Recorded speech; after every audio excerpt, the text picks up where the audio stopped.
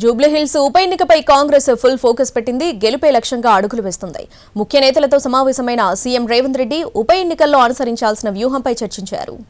BRS MLA Maganti Gopinath మృతితో Jubilee Hills ఉప ఎన్నిక అనివార్యమైంది.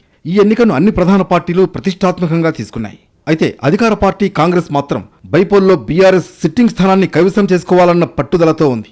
తన నివాసంలో PCC chief Mahesh Goud, in charge మంత్రులతో భేటీ అయిన సీఎం రేవంత్ రెడ్డి జూబ్లీహిల్స్ ఉప ఎన్నికలో అనుసరించాల్సిన వ్యూహంపై చర్చించారు. అభ్యర్థి ఎంపిక, నియోజకవర్గంలో పరిస్థితిపై సమాలోచనలు జరిపారు. జూబ్లీహిల్స్ ఉప ఎన్నికలో గెలుపు కోసం ప్రతి ఒక్కరూ పనిచేయాలని సూచించారు సీఎం రేవంత్ రెడ్డి.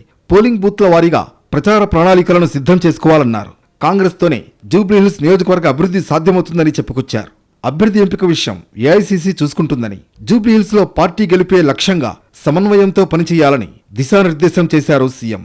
సికింద్రాబాద్ కంటోన్మెంట్ ఉప ఎన్నికల్లో ఎలాగైతే గెలిచామో జూబ్లీహిల్స్ లో గెలిచి మరో సీటును తన ఖాతాలో వేసుకోవాలని హస్తం పార్టీ భావిస్తోంది.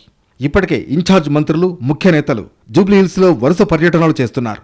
స్థానిక నేతలతో సమీక్షలు నిర్వహిస్తున్నారు. అదే సమయంలో జూబ్లీహిల్స్ నియోజకవర్గంలో అభివృద్ధి కార్యక్రమాలను స్పీడప్ చేశారు. ఇంకా ఉప ఎన్నిక నోటిఫికేషన్ కూడా రాలేదు.